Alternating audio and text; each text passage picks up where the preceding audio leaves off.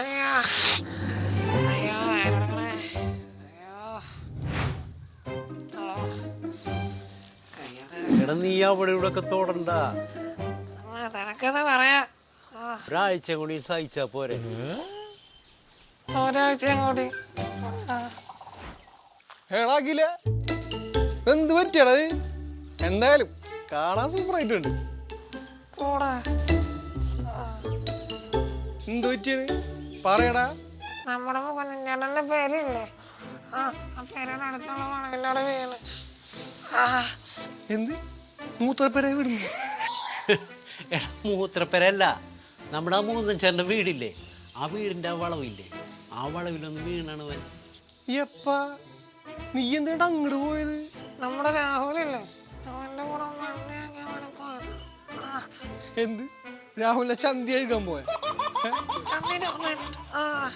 ഒന്ന് പറഞ്ഞ് മനസ്സിലാക്കി കൊടുക്കണോ? എടാ ഇന്നലെ രാത്രി ഉണ്ടല്ല, ആ രാഹുലിൻ്റെ കൂടെ അവൻ കുഴിമന്തി കഴിക്കാൻ വേണ്ടി പോയാണ്. ഇവരോട് ഞാൻ പോയപ്പോൾ തന്നെ പറഞ്ഞു, ഇടവഴിയൊന്നും പോകാൻ നിൽക്കണ്ട, മെയിൻ റോഡിൽ കൂടെ പോയാന്ന് പറഞ്ഞു. പഞ്ചായത്ത് തിരഞ്ഞെടുപ്പ് അടുത്തിരിക്കുകയാണല്ല, അപ്പം മൊത്തം റോഡ് കിളച്ചിരിക്കുകയാണ്. ഇപ്പം എന്ത് പറ്റി? ഇവനെ തിരിച്ചറിയാൻ പറ്റാണ്ടായി.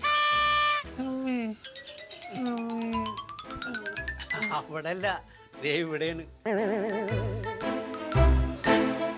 എടാ വിജീഷേ, നമ്മുടെ ഈ പഞ്ചായത്ത് ഇലക്ഷൻ വരുമ്പോൾ മാത്രം കാണുന്ന ഒരു പ്രത്യേക പ്രതിഭാസമാണ് ഈ റോഡ് കുത്തലും കുഴിക്കലും തോണ്ടലും ഒക്കെ.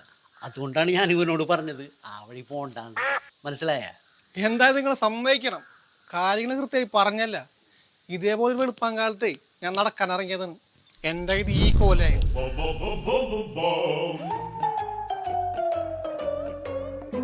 എടാ ഇനിയെങ്കിലും സൂക്ഷിച്ചു കിടന്ന് നടക്കട്ടെ മോനെ, അല്ലെങ്കിൽ ഈ ഗതിയാവും.